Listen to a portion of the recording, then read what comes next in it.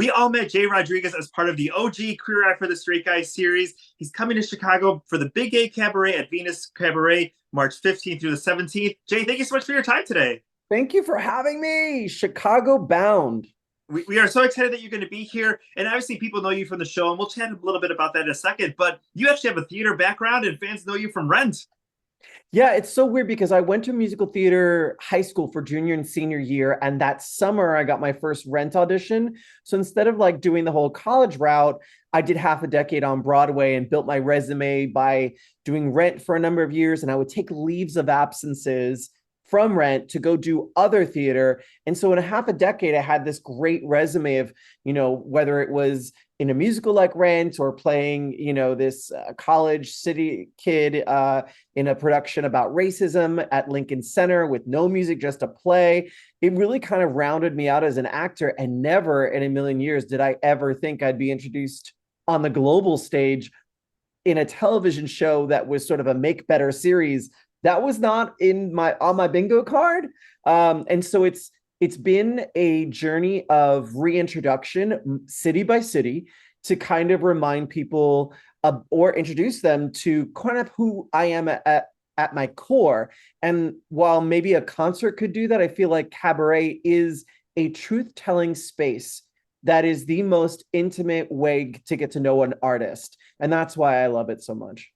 You're going to have 3 dates here. Give us a little bit of a preview. Are we going to get some Rent? Are we going to get some stories? Some Broadway, some pop songs? So I always say the show is like a 90-minute rated R Glee version of my life. I was so inspired by the musical Moulin Rouge when I first did my cabaret show, the first cabaret show I ever did. The movie had just come out, and I love that they used music we knew and infused a new story. So I use the template of my life. Some stories are going to, I always say, be prepared to laugh, cry, and maybe get a little aroused. It's I think a way for me to kind of honor what people know, share some things behind the scenes about those elements of my life, but also kind of share things that I think a lot of people, even friends that I've known for a long time, they come to a cabaret show and they always say, I didn't know X, Y, and Z. And I don't know necessarily that some of the things that I talk about in my cabaret show come up in everyday conversation, but there's so much that I'm sure people are curious about. So I go into Rent, I go into Queer Eye, some of the top 10 questions. Did you ever hook up with any of the OG Queer Eye guys? Were all the straight guys really straight? All those questions will be answered. What it was like sort of becoming an adult on a Broadway stage. 18 to 23 is when I did Rent.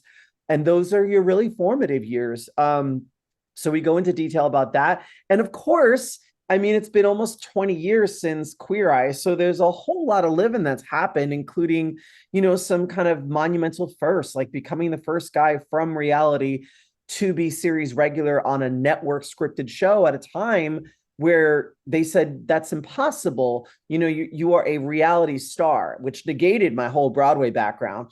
And so I'm really excited because I love Chicago. I used to go live every day during the pandemic with these little shows, and people would say, come to Chicago or come to my city. And it's always such a daunting task to figure out, where does my show fit in this city? So imagine my surprise and amazement when Fruit Wine Productions reached out with this idea for the Big Gay Cabaret, and Ginger Minge and all the fabulous team that put this together. I was humbled because I'm a big fan of Ginger, and I just saw her cabaret here in Los Angeles and was floored at the energy and the way she has an ability to captivate an audience. I hope to work with her on, like, share a stage with her at some point, because I just want to be the Sunny to her Cher. But I just have the utmost of respect. So for her to reach out to me specifically from a show, maybe most people are like, that's the guy from Queer Eye, but that was 2 decades ago. And what happens is we get these new queer icons, and they sometimes can forget about people who blaze trails that maybe weren't documented because we didn't have social media. And so I was really humbled and honored that she would consider me. I'm excited. I feel like people got to know Jay the boy, and this is Jay the grown ass man. That's just sold. All the tickets, everything is sold out. That is It the really perfect is, but show. I think Yeah, that's because how do you do it? I think this yeah. is the age-old question, and Ginger probably has this too. How do you honor what people know and give them that? Hold that, but also say there's so many other things that are maybe more fascinating, more interesting than the thing you remember. Let me bring you in.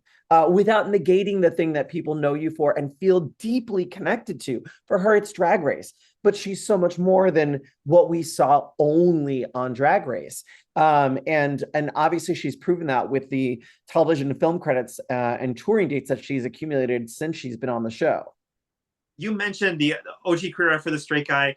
Couple of questions about that. You just got to reunite with everybody on stage for the 20th anniversary.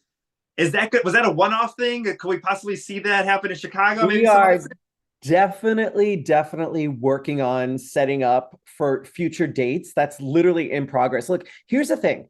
From our end, we didn't really know what it was going to be. We just all knew kind of what we were doing. It felt at first as it was pitched, it's a Comic-Con panel Q&A, and I thought, who would want to see that for like an hour and a half? Like that seems boring. It ended up being a fully produced stage spectacular from beginning to end. And even with the little we knew, first of all, at our core, our show was a comedy show with a lot of heart. And it was 5 improvisational humans with only one actor. And it was something where when you put us together, we will make it work.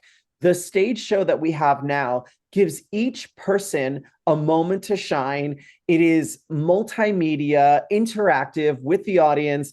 I close the show with 2 numbers. They're funny, they're touching. It was, I have to tell you, we were floored. And here's some real tea, not everybody wanted to do it.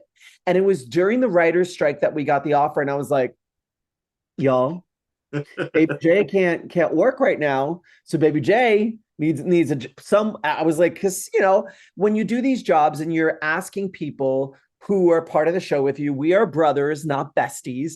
It's a family situation, and you're asking sometimes someone to do a gig that they're like, I don't need to be doing that.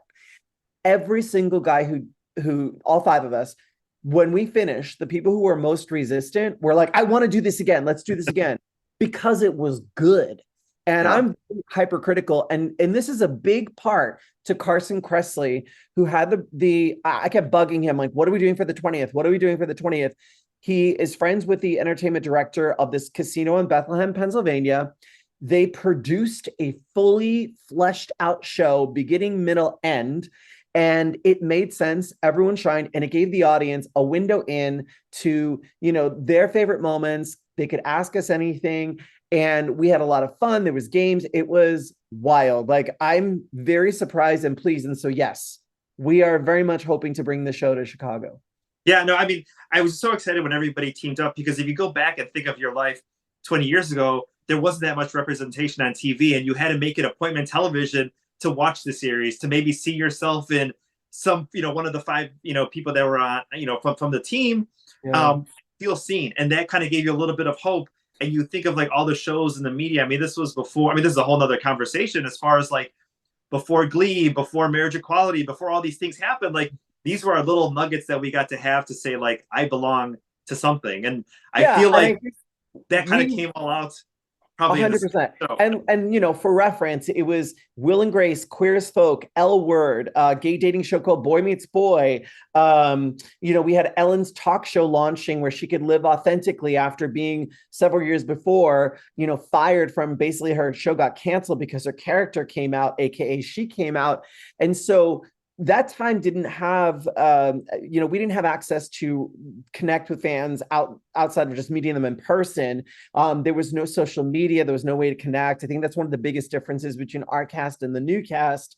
And at that time, you didn't see very many major companies giving endorsements to queer people, certainly not queer people of color. I mean, all my guys got like $1 million deals. I did not.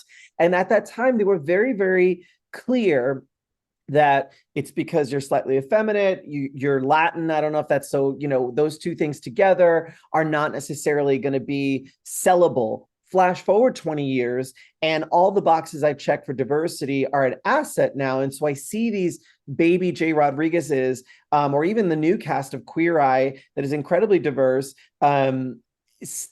succeeding in ways I couldn't even imagine. It that to me makes it all worthwhile. But I think the best part of our cast is years could go by before all five of us are in the same room, and the magic that you cannot teach comes right back, and we are even shocked. That is amazing. I want to talk about one of the new projects because you talk a little bit about the OG, but Uncoupled, that is one of the series that I binged in a day. I don't binge that many shows in a day. I did it with that one. We start shooting season 2 in May, so that's really exciting. It's also going to be on Showtime. So I think all of us are a little mindful that Showtime tends to show more skin than Netflix. So I think everybody's like at the gym right now. No, I don't listen. It's so funny knowing you have a job. I don't know how many episodes my character appeared. I know I'm coming back. They've let me know that I'm definitely in the first episode, but they haven't fully finished writing the season because of the strike. So it's very interesting because I think we are all like waiting on bated breath to be like, where is this going? There was rumors when we finished season 1 because we shot it in the coldest winter. Well, I'm from LA, so everything's cold to me, but it was really cold. Even my wedding in the final episode, that was at a boathouse that had no heat. So we were literally in warming jackets, and then the wardrobe would take our jackets and they would yell action, and we were like shivering.